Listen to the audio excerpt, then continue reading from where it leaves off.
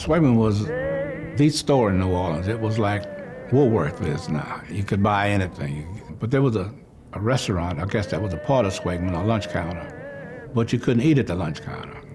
And there were two water fountains. There was a water fountain, and there's a pipe that ran around the other side with a spigot and something else that said colored. My oldest daughter, who was a troublemaker in the family, she says,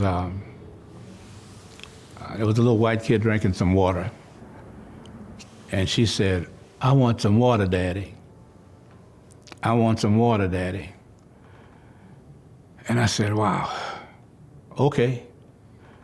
So we walked over, I picked her up and let her drink some white water. So the police officer, he was standing there acting like he didn't see it. And so then I decided to get me some water. And so the policeman or the security guard, whoever he was, he looked and he saw me drinking water, and he turned his back. So when he turned his back, I kept drinking. I kept the water running anyway and acting like I was drinking. So he came over and he said to me, he said, "Hey, buddy, you know better than that." I said, "Better than what?"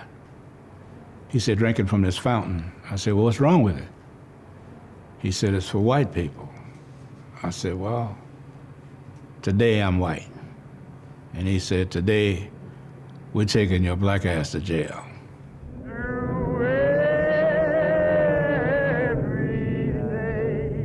My first memories was the screens on the buses. There used to be a screen that said for colored patrons only, and it moved back and forth. It could go up except for the two first seats, which were reserved exclusively for whites. For whatever reason, I hated reading the sign for colored patrons only. And I used to turn the sign around. And I remember I was a freshman in high school, and one day I turned the screen around. There weren't many people on the bus. There was an older white man, and there was a black guy in the back. The man saw me turn the screen around, and for whatever reason, it bothered him. Even though he sat in front of me, he didn't have to read it.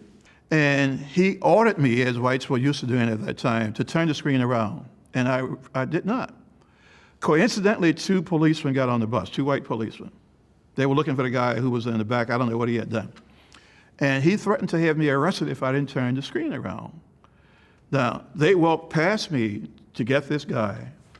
He didn't say anything until after they left. Now, why he didn't tell them, and that people say, "What would you have done if they had ordered you to turn the screen around?" I don't know what I would have done. But they got off the bus.